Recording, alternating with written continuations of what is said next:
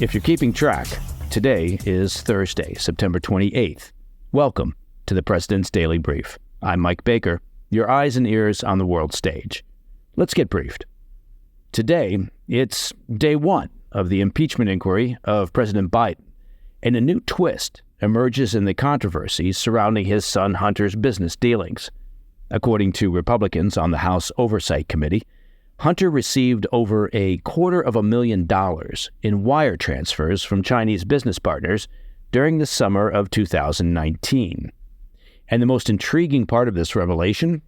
Well, the wires listed Joe Biden's Delaware home as the beneficiary address for the funds.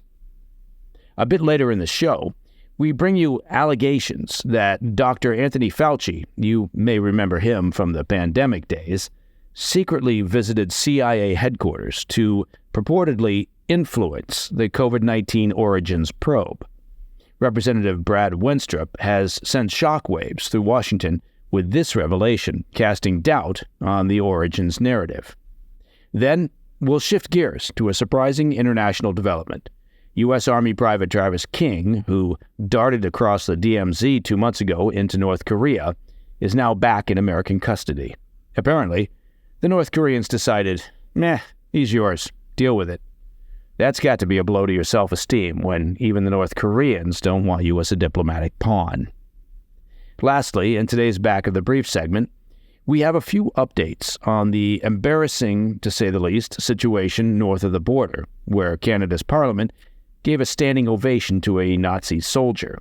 Latest developments include a high-profile resignation and Polish demands for the extradition of the 98-year-old former SS member.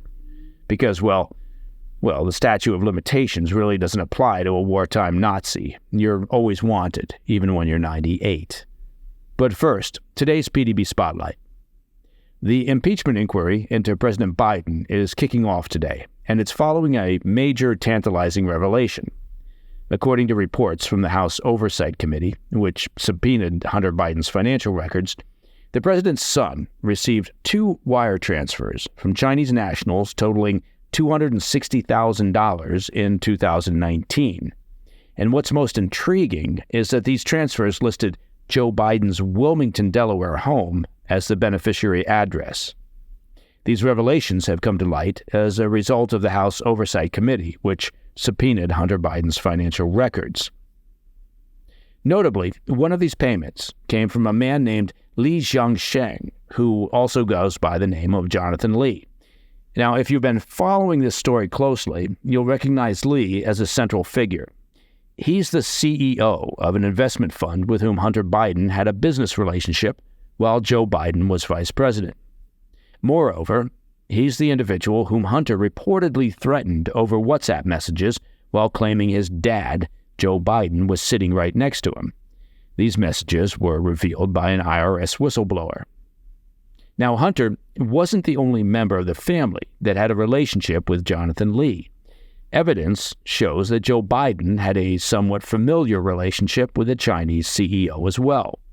According to Hunter's former business partner, Devon Archer, there were meetings in Beijing, phone calls, and even college recommendation letters written by Joe Biden for Li's son and daughter. Now, both of whom were subsequently rejected from their preferred colleges, despite Biden's recommendations, just in case you were wondering. Now, it's crucial to note a few things. None of this, on its own, proves criminal activity. At the time of these transfers, July and August of 2019, Joe Biden was still technically a private citizen, even though he'd already launched his 2020 presidential campaign. However, this revelation adds more weight to the questions surrounding President Biden's assertions of ignorance regarding his son's business dealings with China. Remember, he categorically denied that his son made any money from China way back in 2020. Look, if it walks like a duck and quacks like a duck, it's probably an influence-peddling, possible money-laundering duck involved in a pay-to-play enterprise. The point being, if this level of information was developed on you or I, a private citizen without significant political connections, we'd be neck-deep in a serious law enforcement effort to find the truth. And the media wouldn't be contorting itself in an effort to look the other way. The problem is we're massively divided. Anytime someone says, what about Biden's possible involvement in pay-to-play, the other side says, Trump. It's actually possible, though, to investigate both with the same level of curiosity and investigative integrity. Just because you can't stand Trump doesn't mean you can't investigate possible wrongdoing by the other side, and vice versa. This isn't rocket science. One side shouldn't be exonerated just because you don't like the other side. All right, after the break, we've got two developing stories that we're keeping an eye on. First, explosive allegations about a secret visit to CIA headquarters from Dr. Anthony Fauci. Now he's being accused of trying to influence the COVID-19 origins probe. Then, a surprising international twist from our friends in the Hermit Kingdom. Okay, to be fair, they're not our friends. Private Travis King, a U.S. Army soldier detained in North Korea after hopping over the heavily militarized border back in July, is now back in American custody. I'll be right back. Welcome back to the President's Daily Brief.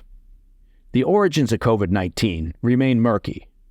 That, my friends, is what we call an understatement. But getting to the bottom of it, you would think, should be one of our top priorities. Why? Well, the answer is simple. Understanding where the virus came from could hold the key to preventing future pandemics. It's a matter of national security. Because, and not to be the bearer of bad news here, but there will be other pandemics. Which is why stories like these can be frustrating. According to Republican Congressman Brad Wenstrup from Ohio, who chairs the House Select Subcommittee on the coronavirus pandemic, Dr. Anthony Fauci, you remember him, America's top doc during the pandemic, he was invited to the CIA headquarters. His purpose? Allegedly to participate in the agency's inquiry into the origins of the COVID-19 pandemic.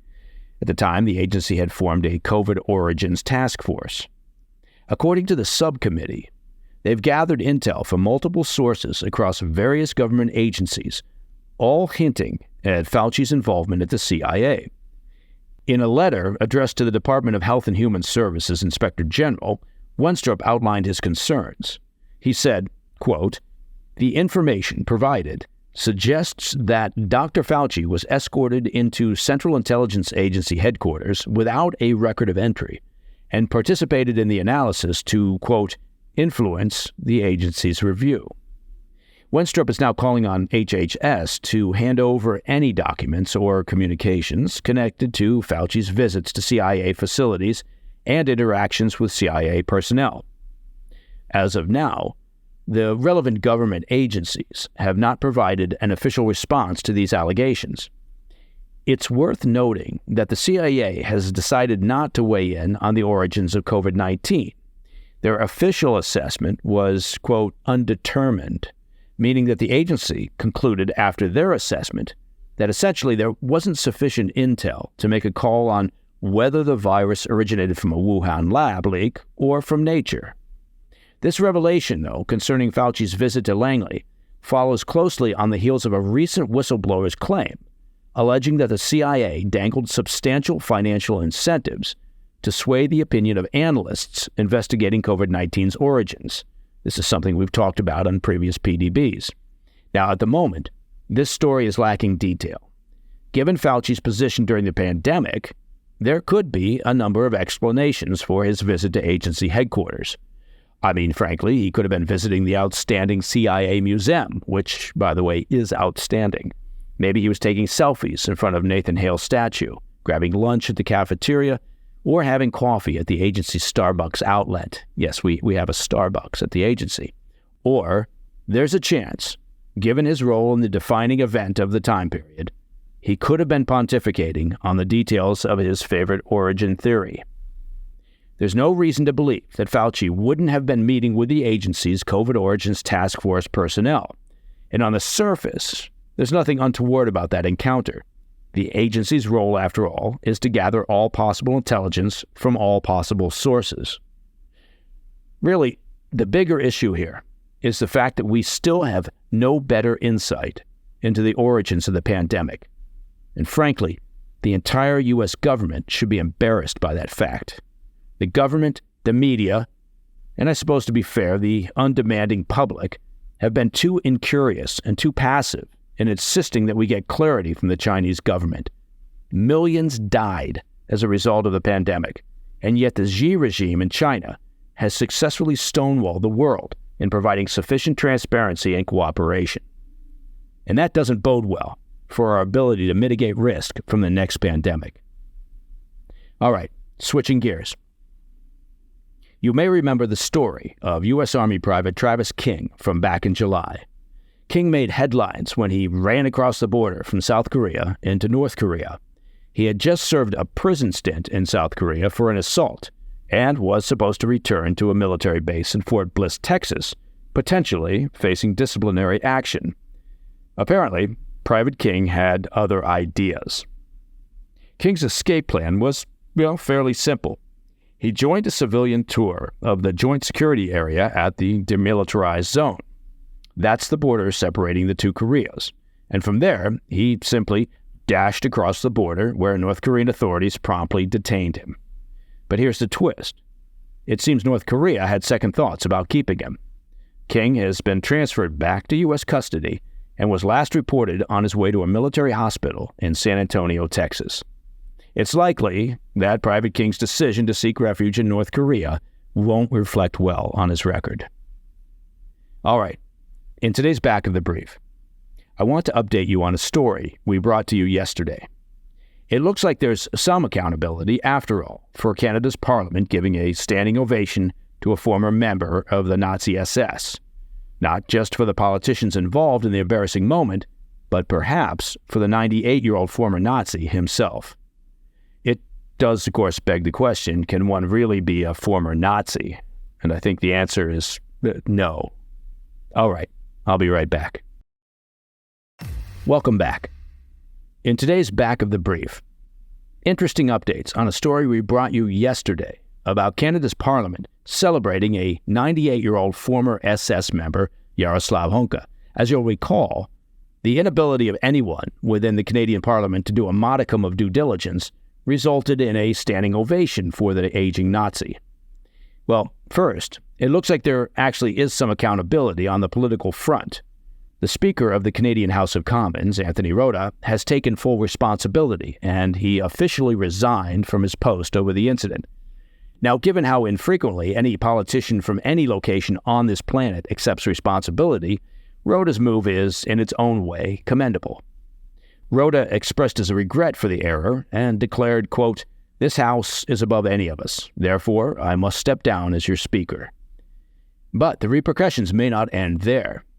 Members of the division to which Honka belonged, the 14th Waffen Grenadier Division, have long faced accusations of committing war crimes during World War II. One of the most notorious incidents was a massacre of Polish inhabitants of a village in 1944, where the division was accused of killing at least 800 civilians. So, in response to the events in the Canadian Parliament, a Polish government minister has now called for Honka himself to face justice. The minister stated, quote, "In view of the scandalous events in the Canadian Parliament, which involved honoring a member of the criminal Nazi SS in the presence of President Zelensky, I have taken steps toward the possible extradition of this man to Poland." We'll keep an eye on where this goes. And that, my friends, is the President's Daily Brief for Thursday, 28 September. If you have any questions or comments, reach out to us at pdb@thefirsttv.com. I'm Mike Baker. Until tomorrow, stay informed, stay safe, stay cool.